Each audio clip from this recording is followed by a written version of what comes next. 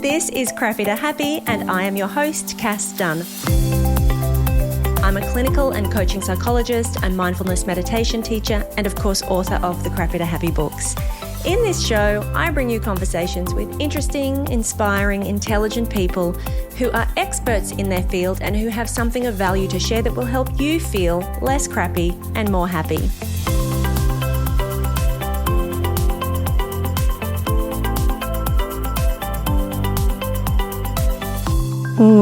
Welcome to Crappy to Happy. I am coming to you from the wardrobe in my mum's house.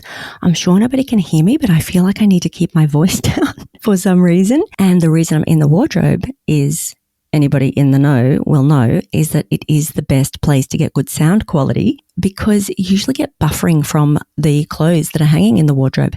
In this case, I've already packed my clothes because we're going back this evening. So I don't even know if there is any point to me sitting in this wardrobe, but I just felt like you should know.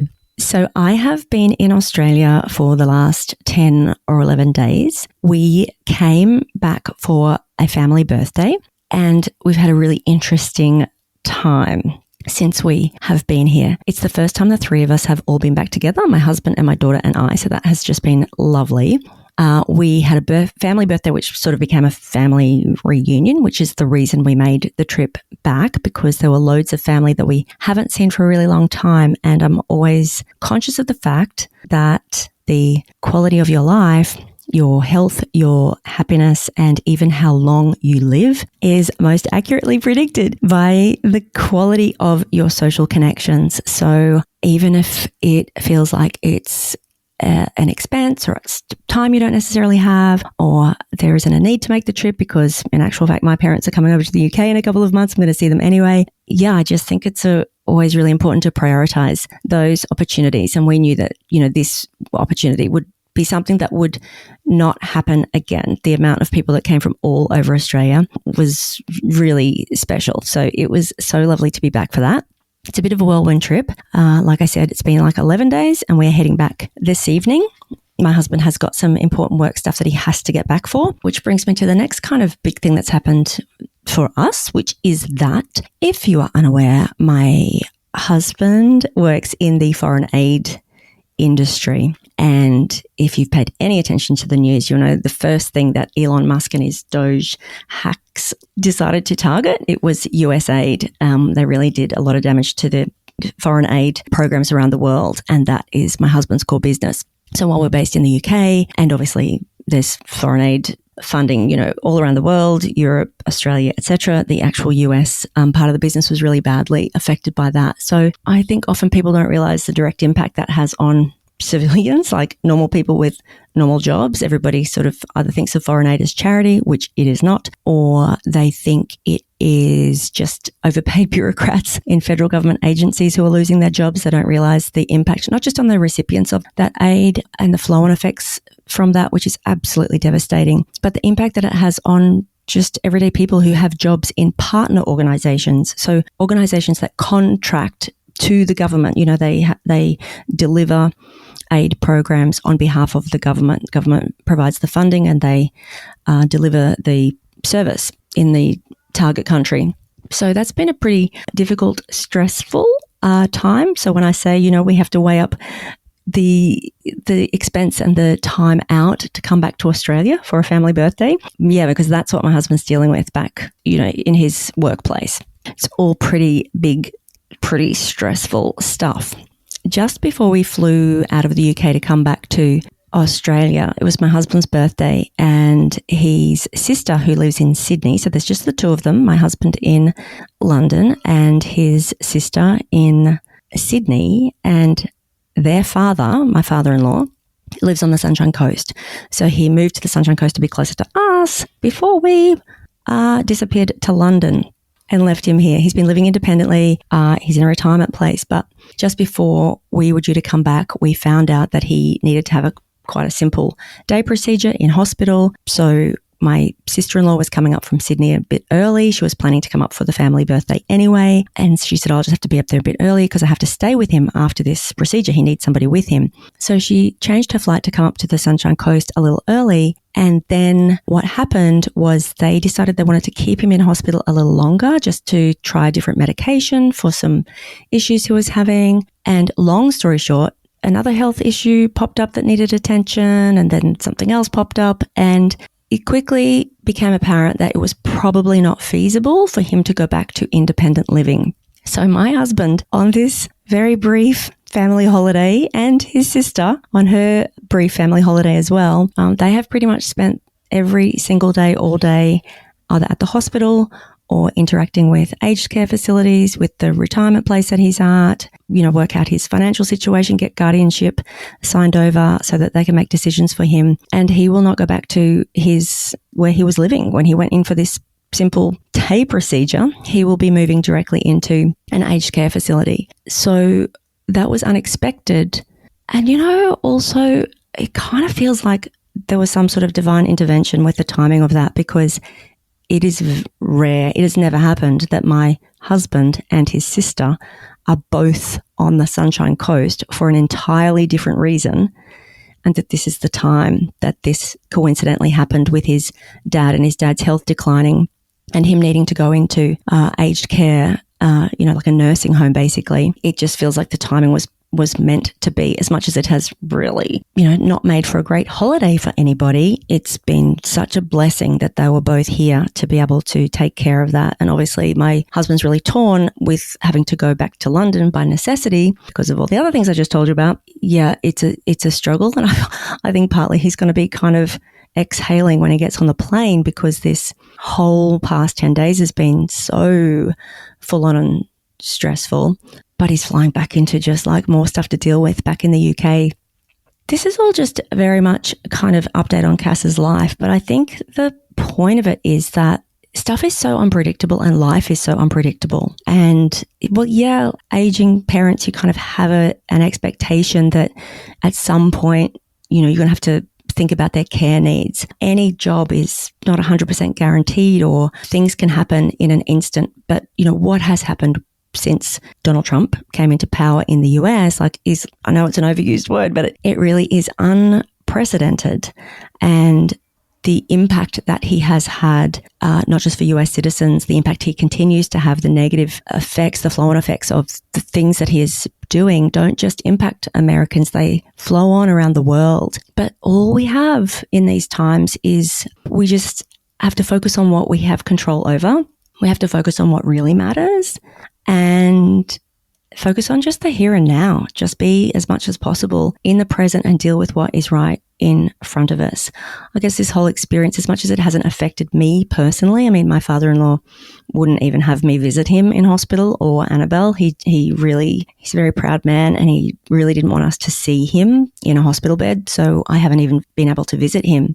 It's really been on my husband and his sister to manage all of this while I've been spending time with my family while I have the chance. But it's just a reminder of the temporary nature of things, and that all the best laid plans can go out the window very unexpectedly and very randomly. And, tough stuff happens. There are difficult, stressful things to deal with. And the way to be able to effectively manage that is to have what we call, I guess, in psychological terms, that psychological flexibility. Psychological flexibility is the ability to stay centered and adaptable and resilient in the face of what is difficult and what is uncertain.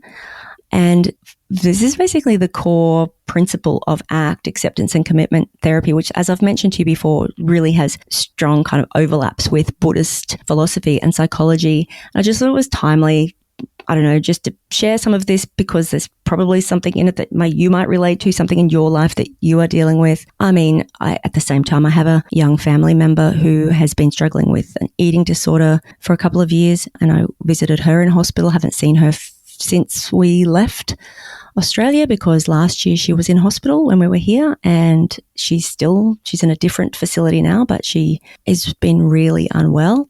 And even just talking to my different family members while I've been here and catching up with them, like everybody's dealing with something. I think that's the issue, right? Everybody's dealing with something. And how do we manage our stress and worry and all of the things in the face of difficult and uncertain times? And so the core processes of psychological flexibility are, as much as possible, being in contact with the present moment, just bringing yourself right into the here and now, and as best as you can, not letting yourself run off too far into the what ifs and the future. Like, as much as we all need to plan, just trying not to get carried away with all of those what ifs and disaster thinking and worst case scenario thinking. Just deal with what's in front of us as best as we possibly can, with that attitude of just being fully present to what is happening outside of you, but also being very connected to what is happening inside of you, being very connected with your own inner experience and making space for whatever emotions might arise without being overwhelmed by them.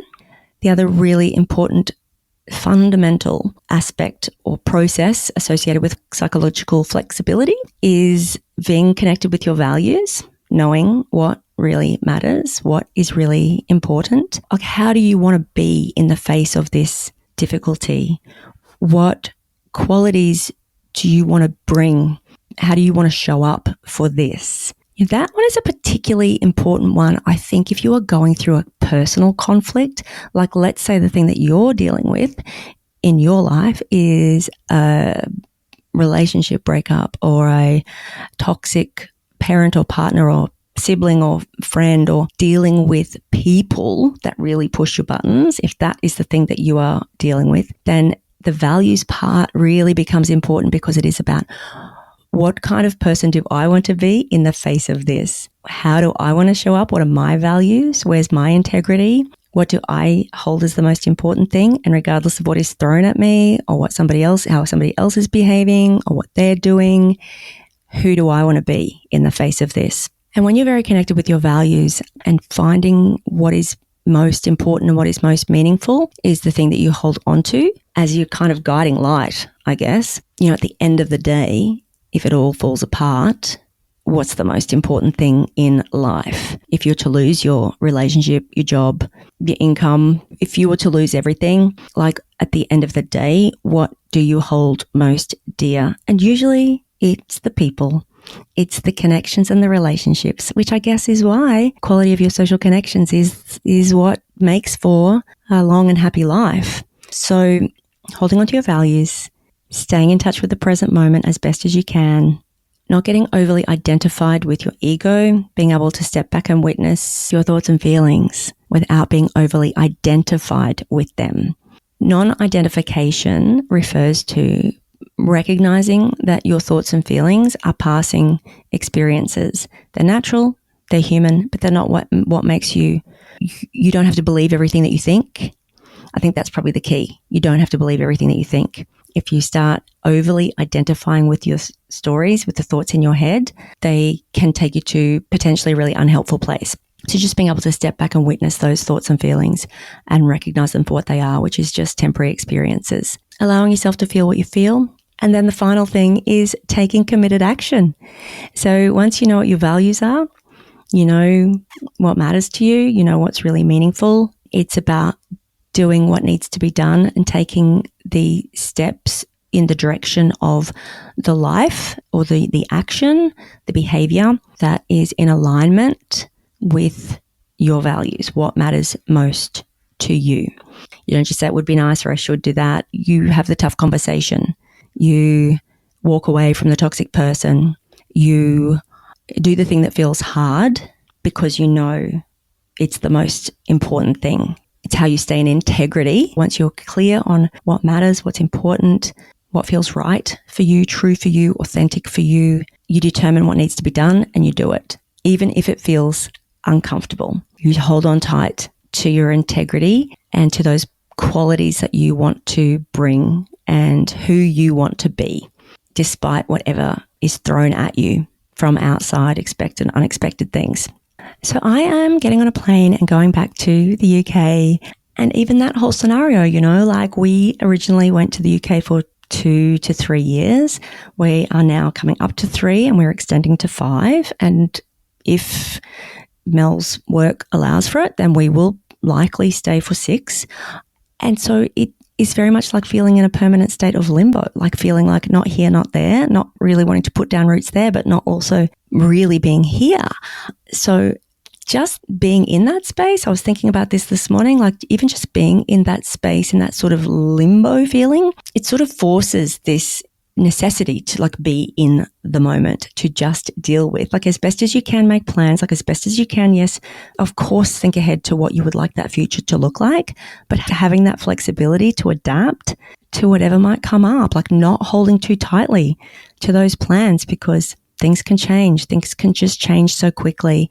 And it really forces you to be very much in the moment, very much just appreciating the moment and the experience wherever you're at, wherever I'm at, for the time that I'm there, which is kind of a good thing. It's kind of an uncomfortable thing. Everything's temporary, but indefinite at the same time. But it really does force that moment to moment, just enjoy the opportunity and the experience while it lasts, because who knows how long it's going to last. So I just wanted to check back in. It's a bit of a personal share, but I hope that there was something in there that is helpful for you. And I will be back with you, back from London again next week. And I really look forward to that. For those of you who are paid subscribers, I have got the recording of our live session with Michelle McQuaid ready to go as well. I had so many technical issues, I can't even tell you. So I apologize that that's been delayed, but that will be uploaded.